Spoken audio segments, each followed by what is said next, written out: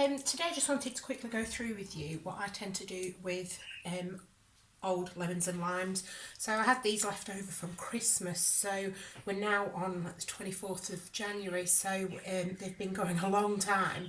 Not got round to using them, but they're getting to the point where they've gone really hard.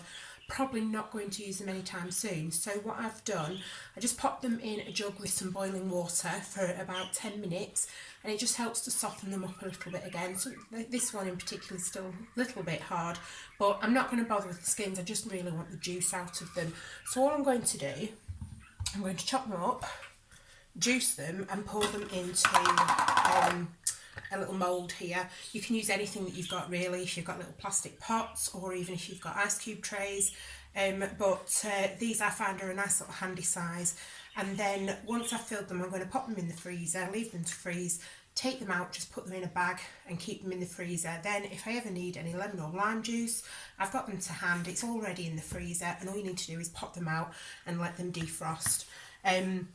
If you are using a mould like this, with it being silicone, I would highly recommend putting them on a tray before you fill them, because what is inevitable to happen, as soon as you pick them up, you tend to spill a lot of the juices. So yeah, I would highly recommend putting them on a tray before you try and move them, or before you actually fill them up. So, like I said, they're tough as anything of these lemons and limes, but still getting a really good amount of juice out of them. It helps if you put them in the hot water. Sometimes you can pop them in the microwave for like 10-15 seconds at a time. Just helps release all of the juices out of it. And then another really good tip is to just give them a really good roll on the side.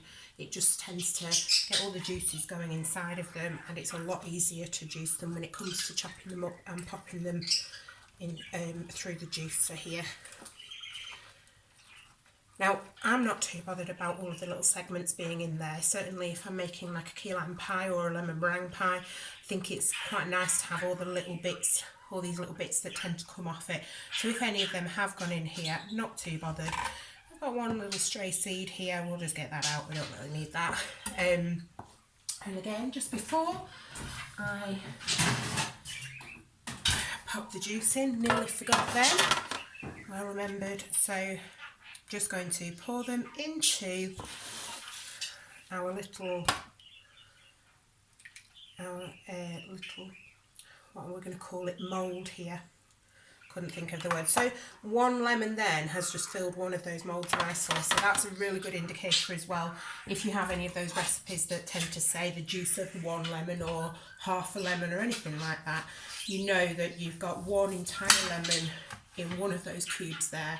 Again, if you're using anything small like ice cube trays or anything like that, then just tend to gauge how much each one carries, because then it's a lot easier when it comes to doing a recipe. And like I say, if it says juice of 1, 2, maybe even half a lemon, then it's a lot easier to try and work that out if you've made sure that you've kept an eye on how much you're putting in. So it's always a lot handier if you just do one at a time and then pour it into your mould, because then you can actually see how much each one of those moulds hold, rather than just juicing all 4 of them in my example and then not knowing how much each one fills. So all the juices into the mould, pop the mould into the freezer, and then like I say, pop them out after they're frozen into a little plastic bag in the freezer.